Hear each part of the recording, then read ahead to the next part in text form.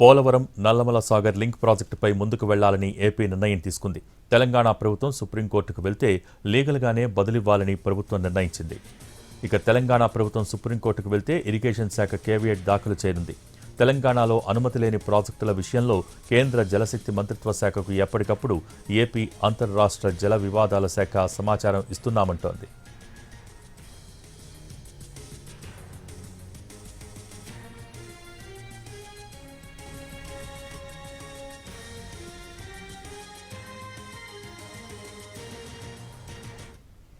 Polavaram Nallamala Sagar link ప్రాజెక్టుపై ముందుకు వెళ్లాలని ఏపీ నిర్ణయం తీసుకుంది. తెలంగాణ ప్రభుత్వం సుప్రీంకోర్టుకు వెళ్తే లీగల్గానే బదులివ్వాలని ఏపీ ప్రభుత్వం నిర్ణయించింది. దీనికి సంబంధించి పూర్తి సమాచారం మా ప్రతినిధి ప్రసన్న లైవ్ ద్వారా అందించేందుకు సిద్ధంగా ఉన్నారు. Prasanna, over to you.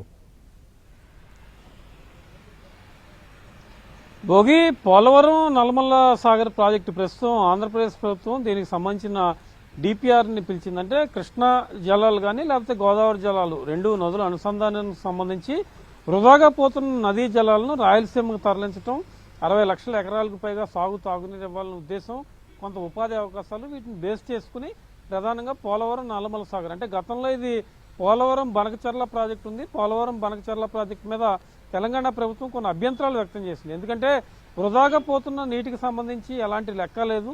అదేవిధంగా కృష్ణా జలాలను ఏపీ ప్రభుత్వం అక్రమంగా వినియోగిస్తోంది.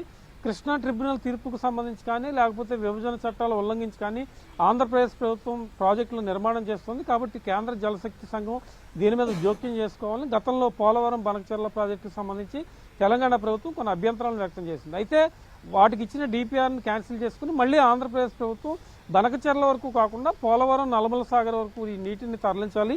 ఏదైతే గోదావరి వృధా జలాలు ఉన్నాయో కృష్ణా గోదావరి నదులు అనుసంధానం చేసుకుని వృధాగా పోయే నీటిని రాయలసీమకు తరలించి అక్కడ అవసరాలు తీర్చడం కోసమే ప్రధానంగా ఈ ప్రాజెక్టు నిర్మాణం చేపడుతున్నామని ఆంధ్రప్రదేశ్ ప్రభుత్వం చెప్పింది.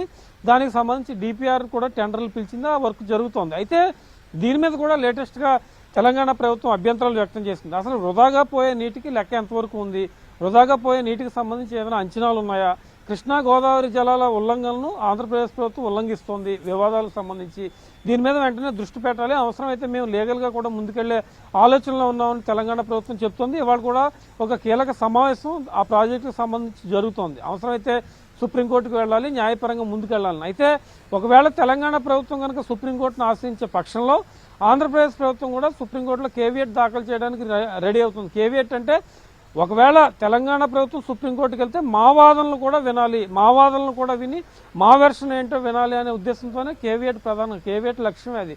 మేము కూడా ఉన్నాం కాబట్టి మా వాదనలు కూడా విని ఏదో ఒక నిర్ణయం లీగల్గా తీసుకోవాలనే ఉద్దేశంతో కేవియట్ పిటిషన్ వేయాలని ఆంధ్రప్రదేశ్ ప్రభుత్వం ఆలోచిస్తోంది.